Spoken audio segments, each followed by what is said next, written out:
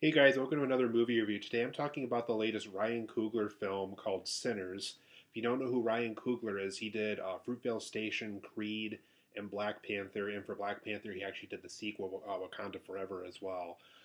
He's a very good filmmaker. He really doesn't have any bad films on his resume right now. Almost everything he's done as a director has been really, really good so far. So I was very excited to walk into Sinners, which is his most recent film here that I'm reviewing for you today. And yes, to confirm any kind of genre confusion that you might have with this movie, if the trailers didn't make it clear enough, this 100% is a vampire movie. But for this movie, though, you guys, if you really don't know what anything is about regarding Sinners, regarding the plot or anything, essentially Michael B. Jordan plays twin brothers in this film. He gets to play both characters. I'm sure some movie magic gets to make that work and everything like that. But he returns home to Mississippi after being gone for many years in Chicago, and he has this big passion for blues music now. He likes the beer from Chicago. He's spent some time with the mafia and all this other stuff that we get to learn about over the course of this movie. And while he's back in Mississippi, reconnecting with his wife, reconnecting with his friends, reconnecting with people that he hasn't seen in several years. He really wants to get this Juke Joint off the ground in Mississippi to reflect this passion that he has for blues music that him and his brother basically got to be a part of in Chicago for a little while. And they want to bring that down to the South. They want to make sure Mississippi has their own juke joint, that people can go to it, have a good time, have some good beers, enjoy the blues music. Anybody that wants to start a music career can kind of have their voice finally heard. See how they experiment with certain genres and have their voice heard on certain kind of music. And so while this is trying to be assembled, while they're trying to get friends and family and other people in the area to basically help them get this juke joint started, there's a bad vampire cult that's basically made its way into this town that all this is going on in. And the vampire cult ultimately is kind of the one thing that's in their way at this point of making this juke joint successful, because people from other races want to be able to go to this juke joint. People from other towns want to go to this juke joint, but really there's this bad vampire cult that gets really bad at nighttime that's really kind of preventing this juke joint from being the most successful that it possibly can. So over the course of this film, Michael B. Jordan's character, or characters, since he plays twin brothers, along with the other people in the town, have to figure out, how can they, make this juke joint successful. What are they going to do about the vampires? For anybody that falls victim to the vampires and joins the cult instead of getting the juke joint successful, what are they going to do about them? So there's all this conflict that happens over the course of Sinners, and we get to see it play out in full force. But overall, guys, I really enjoyed Sinners quite a bit. This is a really good vampire movie. Ryan Coogler once again knocks it out of the park with another great movie. I just knew the vampire genre would be a good fit for him. I knew he probably would have brought a interesting twist, interesting take on that story, and he most certainly did with Sinners. So let's dive into it. Let's talk about some positives and negatives as to why I really like this film, why it's probably not going to be ultimately my favorite Ryan Coogler film. I think that title still belongs to the first Creed movie because he directed that one. With me being a big Rocky fan too, I'm sure that's going to be a very hard one to top for me as well. But but it's still a great Ryan Coogler film. Definitely probably in my top three out of his movies so far. So let's go over some positives and negatives as to why I really like this movie. First and foremost, in my positives, this is a great vampire movie. I thought the vampire mythos was very good here. I thought the way they were depicted, the way the action scenes happened, the way the scarier scenes happen, even the way that Ryan Coogler kind of builds the suspense and how people have become vampires and kind of the things leading up to certain people, being a victim of a vampire, how he builds that suspense. I thought was all very, very well done here. Very good scares. Definitely a lot of bloodbath moments for those who like that in their vampire movies. You definitely get a lot of that here. Just a really well done vampire movie that once again just kind of checks all the boxes for all the things you want from a movie like this, specifically ones that involve vampires. I also thought Michael B. Jordan, as well as the other characters in this film, are also very well written. Hailee Steinfeld character, she plays a role in this movie for those who know her from, Bumblebee and True Grit, and some other great movies. Kind of her backstory I thought was very interesting. There's this young cousin that actually plays a pretty big role in this movie that's supposed to be like the cousin of Michael B. Jordan. I think his name is Sammy. And so there's something significant going on with his character in this film, and he plays a big part in, the music aspects of the film and how this definitely is a blues themed movie. Sorry, my neighbors are being noisy. Um, but he definitely it plays a big part when the blues stuff starts to kick in, and like I said, well written characters. Definitely cared about each and every one of them, and I really got invested in. Yeah, sorry about that. I really got invested in these characters and how well written they were, and how invested I felt in their journeys, and that making sure that this juke joint and that this vampire cult got taken out were definitely big priorities in the script department. I also thought the 1930s settings were also very well handled in this movie. I definitely felt like I was definitely in another era, another time, another place while watching this movie. I definitely felt very believable that I was watching something in the 30s while watching this. I think this movie had a budget of like $90 million, and man, they made every dollar count because this movie, like I said, really does feel like it was made in the 30s because of just how well the settings and the housing and the clothing and just the way how like the supermarkets looked and stuff like that, all looked wonderful. I thought the 1930s aesthetic really helped this film quite a bit. I also thought the film's passion for music was very good here. You could definitely tell that Ryan Coogler himself probably has a big passion for blues music. And the characters in the film obviously have a passion for blues music as well. It just felt very passionate in what it was doing. It felt very passionate in the things that characters cared about, that they wanted this juke joint to be as successful as they possibly could.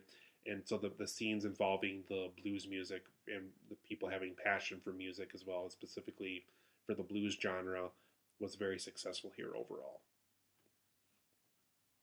I also thought this film, I just liked how this film felt like an original story. Yeah, there's things in it that feel like familiar things, like the vampires, like the whole, person returning home to bring something home to, make other people passionate about. There's things like that we've seen in other stories, but for the most part, this story does feel original. I like how this film kind of takes place in that whole segregation 1930s era, and that there's this vampire cult that these characters have to deal with. It just felt very original to me. It felt like something I haven't really seen before, while still kind of keeping certain ingredients of films that I've really enjoyed up to this point. And I think that's just a really refreshing thing to see in Hollywood right now, of original stories that have something new while still kind of keeping certain elements that everybody's happy and familiar with, and still telling an original story that we haven't quite adventured into yet. And overall, I think this has to be said too. Ryan Coogler really is a great filmmaker. I think he's just really good with finding the best possible cinematography, finding the best possible scripts, finding the best possible characters to center his stories around, finding the best possible genres to work with.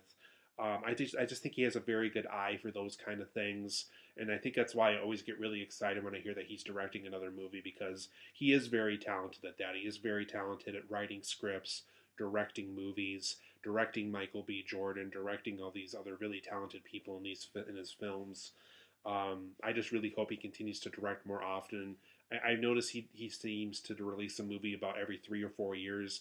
Totally healthy. I think that's a perfect length amount of time for a director to find a good script, find a good cast, find a good setting, and just find the best possible genre to fit their needs the best. So thumbs up to Ryan Coogler again. Hopefully he continues to make more great films like this. But for my negatives of Sinners, I thought some of the wait time that we had to get through to get to the vampire content did feel a little long. This movie runs about 2 hours and 15 minutes, I want to say. And it is a little bit of a long wait to get to the vampire content. Yes, it's hinted towards. Yes, they build up to it the best that they can. But for the most part, a lot of the vampire stuff they keep in the third act of the film for the most part. So if you're there just for the vampires, unfortunately, like I said, there is a little bit of a wait. Though the Juke Joint stuff, though the stuff with Michael B. Jordan is very interesting while we get there, there is a little bit of a wait to get to the really heavy hitter vampire content. So unfortunately, that is a little bit of a wait to get there. I also thought some of the transitions going from genre to genre felt a little uneven. Like there's times where it wants to be kind of a semi-musical and then it jumps right to the vampire stuff. It focuses on drama for a little bit and then it jumps right to the musical stuff. And then it goes from, hints of vampire stuff back to the drama stuff. And so there's just a lot of transitions from scene to scene where it doesn't feel like it's exactly, linking to each other the way it should. So if it does want to play around with all these genres, I think finding that way to kind of transition smoothly from scene to scene, I think helps the film a little bit more. Like I said, specifically when we go from musical stuff to vampire stuff, it just feels kind of jumpy where it's just that genre gets dropped off for a little while to strictly focus on this stuff. And it is kind of noticeable throughout the movie, unfortunately. Also, some of the metaphors they use to show kind of the inspiration of blues music, how it influences music long after this film is done with, and how it influenced music long before the movie started. How Ryan Coogler tries to have these metaphors in those scenes to show how that was the case, I felt kind of messy to me.